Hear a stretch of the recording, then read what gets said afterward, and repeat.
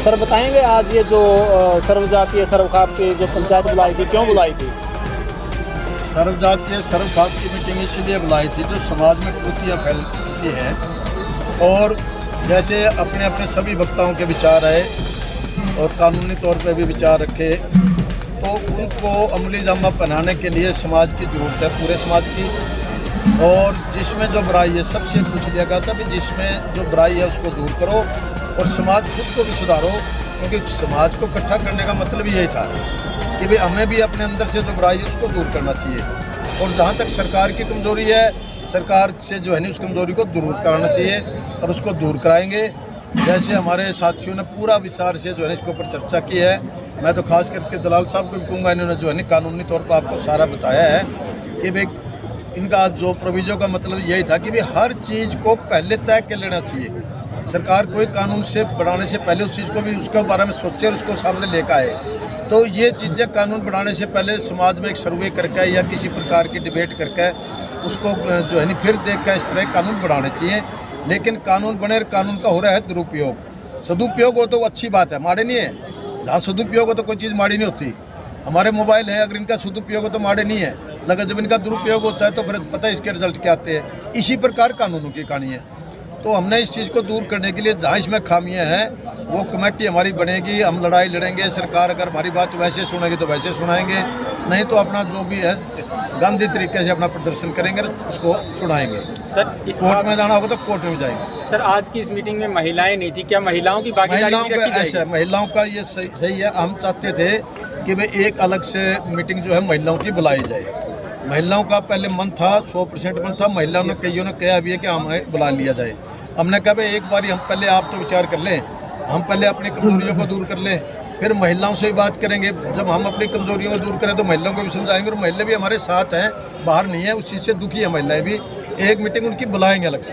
Sir 4 तारीख को भी सर्वजातीय सर्वखाप की एक पंचायत थी, आज भी सर्वजातीय सर्वखाप की पंचायत है। जब जो सर्वखाप की जो खापें हैं वो 2 धड़ों में बढ़ चुकी हैं, वो कैसे समाज को जोड़ेंगे? ऐसा कुछ नहीं है ना। कोई ऐसा है कि जो भी समाज के लिए काम कर रहे हैं तो समाज के काम में सभी पंचायतें अपना समर्थन देती है। आज भी सैकड़ों पंचायतों ने आकर के इस सम्मेलन को, इस मुद्दे को समर्थन दिया है। और जो भाई अलग से भी करते हैं वो भी समाज के लिए काम करते हैं, हम भी समाज के लिए काम करते हैं। लेकिन इसमें जो मुख्य मुद्दा है कि समाज में जो कुरीतियाँ फैली है और कुरीतियों में सबसे बड़ी जो एक मुद्दा उठा है कि जो व्यभिचार था, जो अडल्ट्री थी या अननेचुरल जो संबंध था, उसके ऊपर भी जो धारा थी 377 और 497 उसको सुप्रीम कोर्ट ने ख़त्म कर दिया। उसमें फिर दोबारा संशोधन के साथ उनको लाने की ज़रूरत है।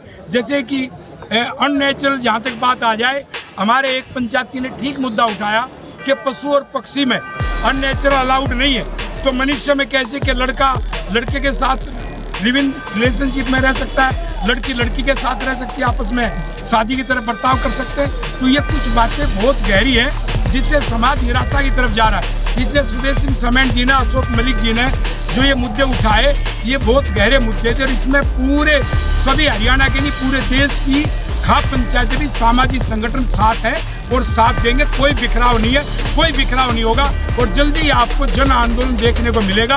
ये परिवर्तन करवाने के लिए, संशोधन करवाने के लिए एक गांधीवादी तरीके से बहुत ही सशक्त आंदोलन चलाया जाएगा। इसलिए मैं एक किसानों की लड़ाई लड़ी है रमेश दलाल ने, लेकिन खाप पंचायत का मैं शुरू से एक हिस्सा रहा हूँ, तो सारी खाप पंचायतों ने यहाँ करके जो समर्थन दिया है और समर्थन में जो एक बात इन्होंने कही है हमारे सुबेश सिंह जी ने, वो कही है कि अभी अडोक कमेटी हमने बनाई है, अडोक कमेटी इस पर आगे का निर्णय लेगी और उसके बाद महिलाओं की भागीदारी शामिल होगी, क्योंकि महिलाओं के शोषण के खिलाफ ही लड़ने का हमारा मकसद है। क्योंकि लिव इन रिलेशनशिप में कोई लड़का भी जाके रहता है तो जो शादीशुदा जो बच्चे का पालन पोषण गांव में करती है उस महिला का शोषण हो रहा है। तो इसलिए महिला हमारे साथ है और महिलाओं को हम साथ लेकर के चलें।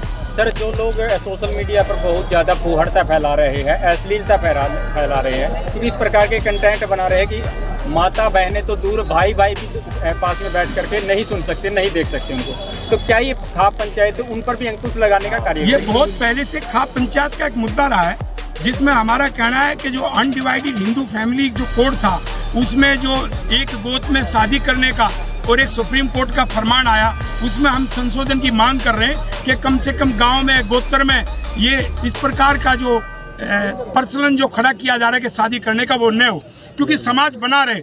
यदि समाज नहीं रहेगा तो देश नहीं रहेगा, तो देश का मामला है। इसलिए समझाने की जरूरत है सुप्रीम कोर्ट को भी और संसद को भी। हम अपने तरीके से उनके सामने प्रस्ताव लेकर के जाएंगे कि क्यों जरूरी है, क्योंकि उन्होंने जब फैसला दिया उस समय उसका मूल्यांकन दूसरे तरीके से हुआ था, लेकिन समाज में जब धरातल पर चीज आती है तो बुराई सामने आती है। तो ऐसा नहीं है कि सर्वोच्च न्यायालय, संसद हमारे खिलाफ जाएंगे, उन्हें भी हमारा साथ देना पड़ेगा और हम जायज मुद्दों पर ही एक मेमोरेंडम तैयार करेंगे और उसके आधार पर ही वो लड़ाई आगे लड़ेंगे। उस संदर्भ में जो ये पंचायत आज बुलाई है, इसमें कोई बिखराव नहीं है, और जो बिखराव है उसमें एक बात आज हमने प्रस्ताव पास किया कि समाज की जितने भी खाते और जो सामाजिक संगठन है उनकी एक दूसरे की कोई आलोचना नहीं करेगा। सर मेरा सवाल ये नहीं था, आपने लिव इन रिलेशन को लेकर के सारी बातें बता दी। जो लोग अपना चैनल बना लेते हैं और चैनल पर ऐसे कंटेंट डालते हैं कि जो देखना बिल्कुल दुर्लभ है, देख नहीं सकते उनको, क्या खाप पंचायतें उनको लेकर के कोई कड़ा फैसला ले सकती है? सोशल मीडिया और जो प्रेस की जो आज़ादी है, इसके ऊपर तो सबसे ज़्यादा मुहिम आपकी ज़रूरत है, क्योंकि आपकी इसलिए ज़रूरत है कि जो इस प्रकार के जो समाज में एक विषमता भी फैल रही है और समाज में एक चरित्र को गिराने का एक वातावरण भी तैयार किया जा रहा है, उसके ऊपर हम तो शुरू से ही अगेंस्ट में लड़ रहे हैं। उन पर बैन लगना चाहिए, हम आज भी मांग करते हैं उन पर बैन लगे, लेकिन उस मुद्दे को ज़्यादा हाईलाइट करने का काम प्रेस मीडिया, सोशल मीडिया वही कर सकता है। और हमारी आपसे प्रार्थना है कि जो फूड़ता का जो प्रचलन कर रहे हैं उनके ऊपर लगाम लगे और आप भी उसके मामले में सूझबूझ से उनको चेताएं और हमारा समर्थन करें। सर सुनिए सर, एक अभी मतलब पीछे में आपने खुद वायरल वीडियो देखी होगी, मतलब मीडिया वाले तो उस चीज़ को दिखा देते हैं, लेकिन कहीं ना कहीं मीडिया वालों की कोई सुनाई नहीं करता। मीडिया वालों का ये काम होता है कि भाई हम दिखा दे, लेकिन उसके बाद तो एक समाज का काम होता है कि उसको मतलब रोक के आप, लेकिन वो ऐसा कोई ये बिल्कुल सही कहा। लेकिन समाज की जितनी सामर्थ्य, तो क्योंकि हम संसद और विधानसभा नहीं है, हम अपनी आवाज़ को उठा सकते, तो हम खुले मन से इस आवाज़ को उठा रहे कि फूड़ता बंद होनी चाहिए।